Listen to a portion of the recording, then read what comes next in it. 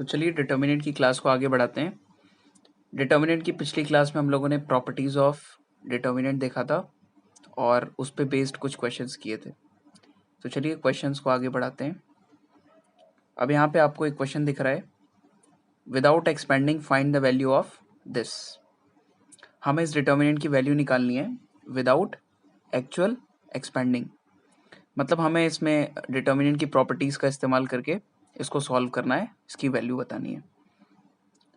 तो अगर हम इसके फर्स्ट रो में ए से मल्टीप्लाई कर दें, सेकंड रो में बी से मल्टीप्लाई कर दें, थर्ड रो में सी से मल्टीप्लाई कर दें, तो एक चीज़ हमें ये समझ में आ रही है कि ये ए बी सी बन जाएगा, ये भी ए बी सी बन जाएगा, ये भी ए बी सी बन जाएगा।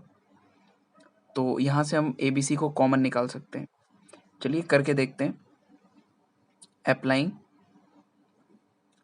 R1 goes to AR1, R2 goes to BR2, R3 goes to CR3। तो अच्छा, अगर हमने ए बी सी से मल्टीप्लाई किया तो ए बी सी से डिवाइड भी करना पड़ेगा। तो ए बी सी से यहाँ पर डिवाइड कर दिया, ये हो गया A B C B plus C, ये हो गया B A B C C plus A, और तीसरा हो गया C A B C A plus B. ठीक है, इसके बाद हम देख रहे हैं कि सेकंड वाले कॉलम में ए बी सी कॉमन आ रहा है और थर्ड वाले कॉलम में भी ए बी सी कॉमन आ रहा है। तो ए बी सी और ए बी सी को हमने बाहर कर लिया अपॉन ए बी सी। तो डिटर्मिनेंट क्या बन जाएगा, ए बी सी, जो कि 1 1 1, यह आ गया बी प्लस सी, यह आ गया सी प्लस ए, यह आ गया ए प्लस बी। ठीक है, अगले स्टेप में ए बी सी को कैंसिल कर दिया और इसको एज इट इज लिख दिया।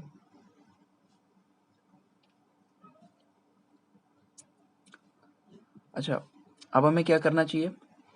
अब अगर हम ध्यान से देखें तो फर्स्ट वाले कॉलम और थर्ड वाले कॉलम को अगर ऐड कर दिया जाए तो ऐड करने पर क्या आ रहा है हर जगह, ए प्लस बी प्लस सी, ए प्लस बी प्लस सी, ए प्लस बी प्लस सी। तो ये वाला ऑपरेशन लगाते हैं। Applying C1 goes to C1 plus C3। तो यहाँ पे क्या आ जाएगा, a plus B plus C, यहाँ पे भी आ जाएगा a plus B plus C, यहाँ पे भी आ जाएगा a plus B plus C. ये हो गया 1 1 1, ये आ गया b plus C, a plus C, और ये a प्लस बी।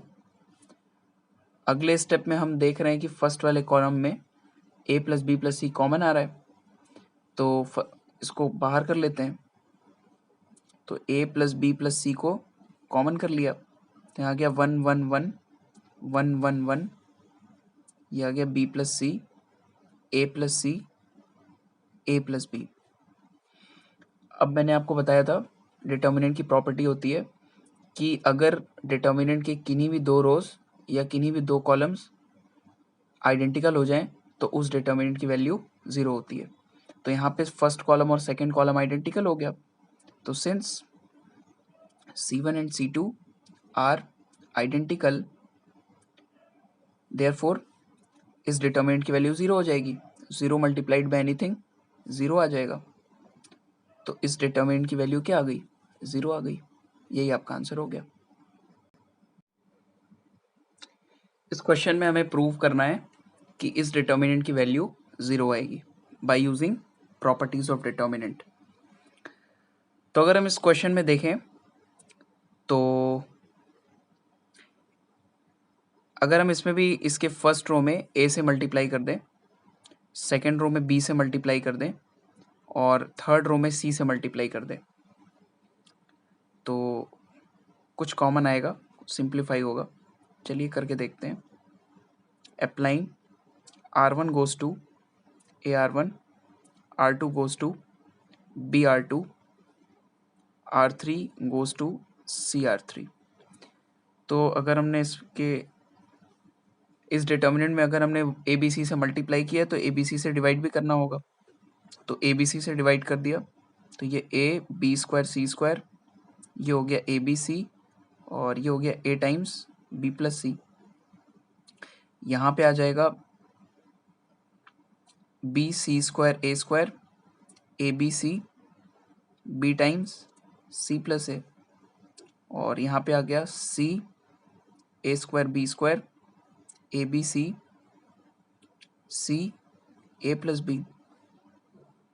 ठीक है, इसके बाद इसके फर्स्ट वाले कॉलम और सेकंड वाले कॉलम में ए बी सी कॉमन आ रहा है, तो यहाँ पे कॉमन ले लेते हैं। तो ए बी सी को यहाँ से कॉमन ले लिया और ए बी सी को यहाँ से भी कॉमन ले लिया।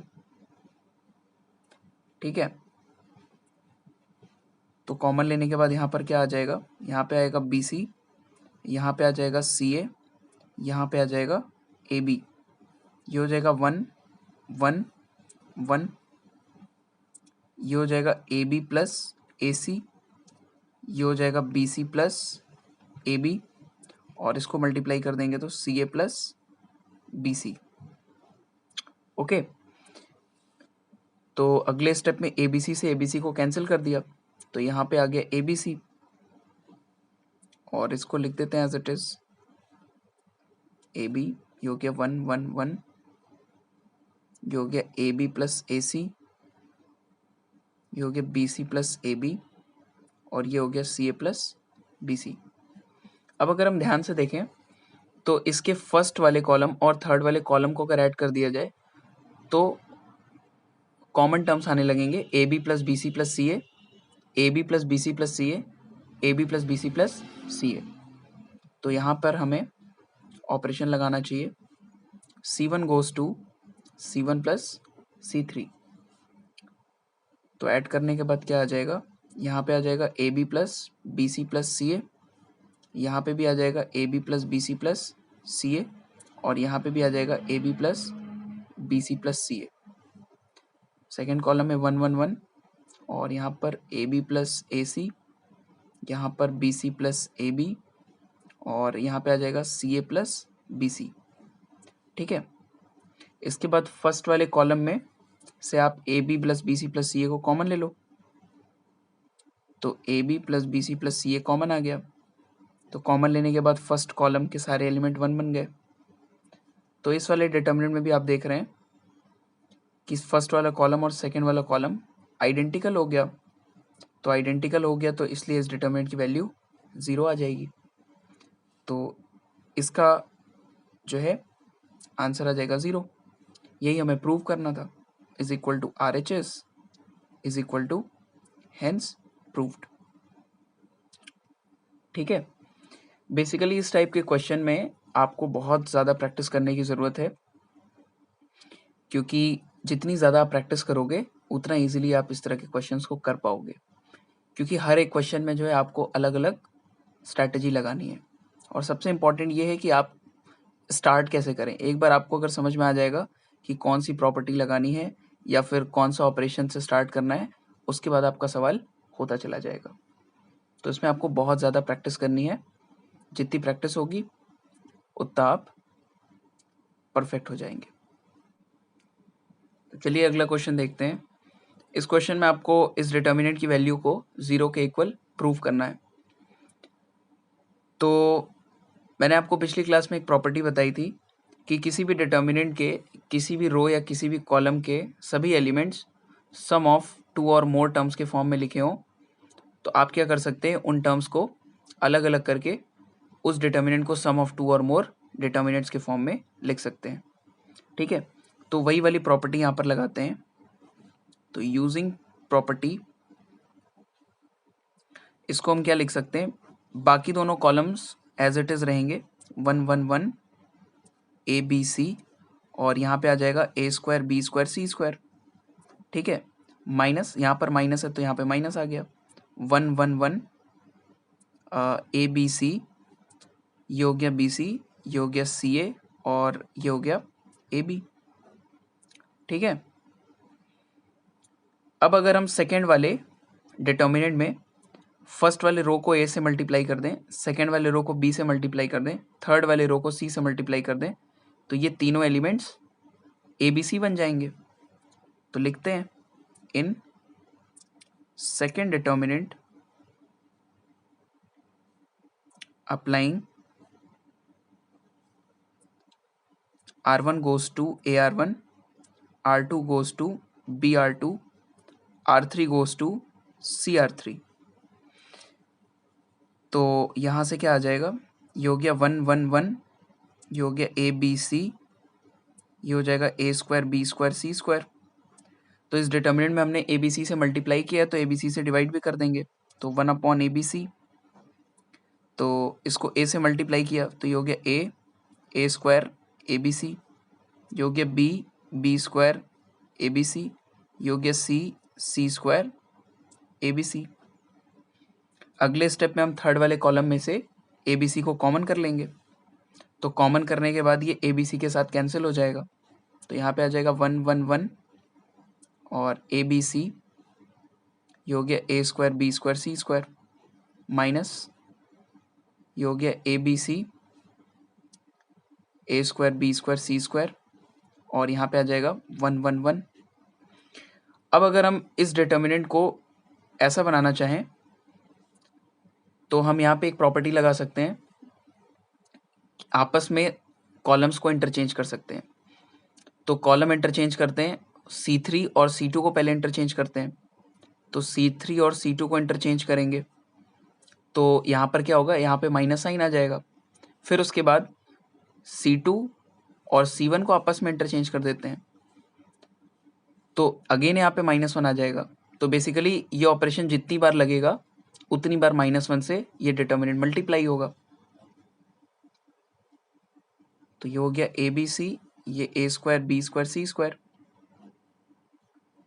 तो यहाँ पर हमने इस ऑपरेशन को 2 बार लगाया है इसलिए -1 का स्क्वायर।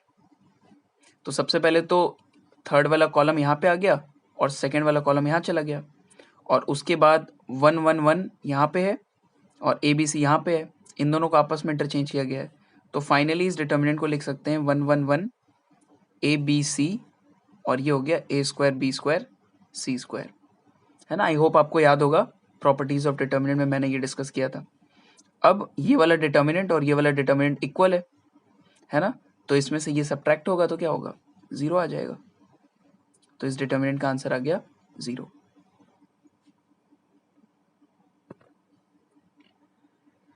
अगला क्वेश्चन देखते हैं। यहाँ पे एक डिटर्मिनेंट दिया हुआ है, इसकी वैल्यू निकालनी है। तो यहाँ लिखा है 2 की पावर x प्लस 2 की पावर -x का होल स्क्वायर और यहाँ लिखा हुआ है 2 की पावर x माइनस 2 की पावर -x का होल स्क्वायर। तो यहाँ पर हम एक ऑपरेशन लगा सकते हैं। आपको एक फॉर्मूला याद होगा, पहले तो मैं रिकॉल करा दूं। a प्लस बी का whole square minus a minus b के होल स्क्वायर को क्या लिख सकते हैं, 4ab। तो उसी तरह से ये क्या लिखा हुआ है, a प्लस बी का होल स्क्वायर, ये क्या लिखा हुआ है, a माइनस बी का होल स्क्वायर। यहाँ पे भी वही चीज़ है, यहाँ पे भी वही चीज़ है। तो यहाँ पर हम एक ऑपरेशन लगा दें, applying C1 goes to C1 minus C2। तो ऐसा करने के पे क्या होगा, ये इसको जब इसके साथ माइनस करेंगे तो कितना आ जाएगा, मैं आपको एक करके दिखा देता हूँ। 2 की पावर x प्लस 2 की पावर -x का होल स्क्वायर माइनस 2 की पावर x माइनस 2 की पावर -x का whole square is equal to 4ab।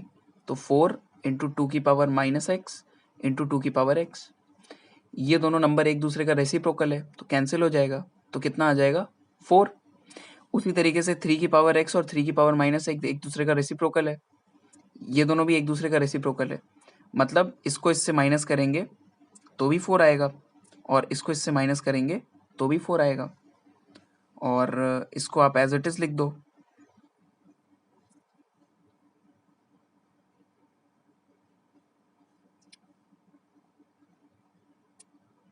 है ना, इसको आप एज इट इज लिख दो। ये हो गया 1 1 1।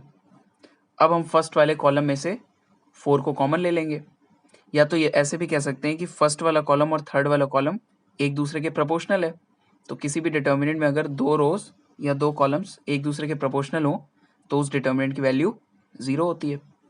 तो लिख सकते हैं since C1 and C3 are proportional, ठीक है ना, प्रोपोर्शनल। तो यहाँ से क्या आ जाएगा, यहाँ से इस डिटर्मिनेंट की वैल्यू आ जाएगी 0। यही आंसर आ जाएगा, है ना। किसी भी डिटर्मिनेंट में कोई भी दो रो या कोई भी दो कॉलम या तो इक्वल हो या तो प्रोपोर्शनल हो, डिटर्मिनेंट की वैल्यू 0 होती है। एक और क्वेश्चन देखते हैं। इसमें इस डिटर्मिनेंट को हमें एक्स क्यूब के बराबर प्रूव करना है। जैसा कि आप इस डिटर्मिनेंट में देख रहे हैं, इस डिटर्मिनेंट में दो वेरिएबल्स हैं, एक है वेरिएबल एक्स और एक है वेरिएबल वाई, और हमें आरएचएस में जो लेकर के आना है उसमें वाई नहीं है। तो हमें ये कोशिश करनी चाहिए कि सबसे पहले हम वाई को किसी तरीके से एलिमिनेट कर दें। तो अगर हम यहाँ पर अप्लाई कर दें, अप्लाइंग, इस वाले रो में 4 से मल्टीप्लाई करके इसमें से उसको सब्ट्रैक्ट कर दिया जाए, तो R2 goes to R2 minus 4R1। और अगर इस वाले रो में 8 से मल्टीप्लाई करके इस वाले रो से घटा दिया जाए, तो R3 goes to R3 minus 8R1। तो इसमें क्या होगा कि y वाला टर्म कैंसिल हो जाएगा, एलिमिनेट हो जाएगा। तो यहाँ पे आएगा x प्लस वाई, ये हो गया x, ये हो गया x, इसको 4 से मल्टीप्लाई किया और इसके साथ सब्ट्रैक्ट किया, तो यहाँ पे आ जाएगा x, ये आ जाएगा 0 और ये आ जाएगा माइनस 2x।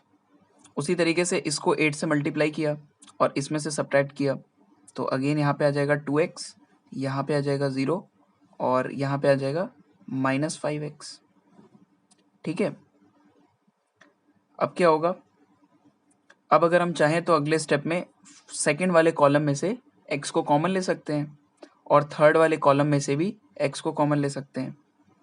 तो यहाँ से कॉमन ले लिया तो ये आ गया एक्स स्क्वायर और यहाँ पर आ जाएगा x प्लस वाई, ये हो गया 1, ये हो गया 1, ये है x, ये 2x, ये 0, ये 0, ये -2 और ये -5।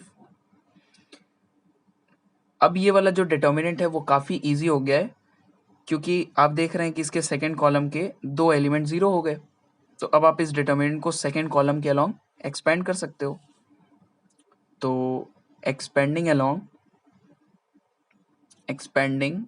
अलोंग C2, तो जब इसको सेकंड कॉलम के अलोंग एक्सपेंड करेंगे तो यहाँ पर आ जाएगा -1 मल्टीप्लाइड बाई -5x माइनस, ये कितना आ जाएगा, +4x। तो यहाँ पे आ गया एक्स स्क्वायर इंटू -1 और ये कितना आ गया -x, तो यहाँ से कितना आ गया x क्यूब। ठीक है। तो